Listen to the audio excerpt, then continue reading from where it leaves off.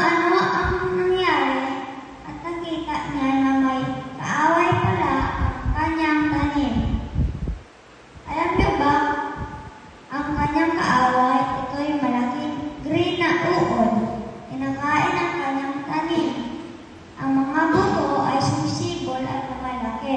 Kung meron silang dumi, tubig at sikat ng araw, pero kailangan din nila na protektahan sa mga kaaway na sumisira ng mga tanim, kagaya ng insect at iba pang hayop.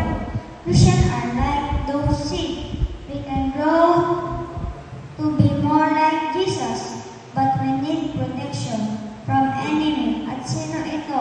Si Satan. And Jesus works better than the best bug sprays in the world. When Jesus lived on earth, he had to fight with Satan and his evil demons many times. It was never a punching or a kicking kind of fight.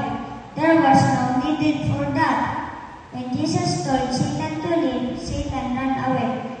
But Satan kept trying to hurt Jesus. Satan tried to trick Jesus in the desert, and he had other evil angels control the minds of some people and made them hurt themselves and others. But when Jesus saw the people, he commanded the evil angels to leave, and they lived. When Jesus died on the cross, Satan thought that he had won, but he had. By dying for the people that he loved, Jesus won the battle over evil. Jesus won, and someday Satan and all his evil forces will be destroyed forever. Dahil si Jesus ay nanalo sa laban, tayo din ay panalo.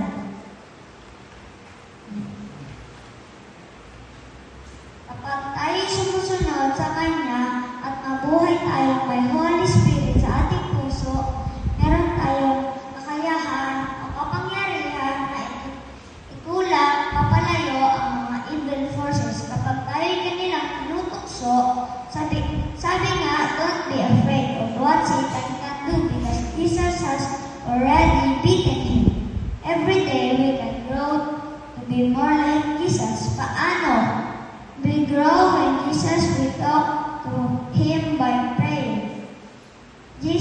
Study the Bible, sing song to praise Jesus, and worship together in church.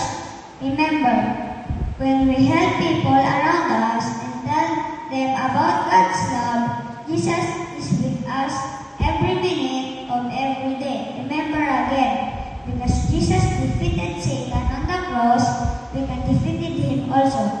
By depending on the Holy Spirit, we can grow more like Jesus.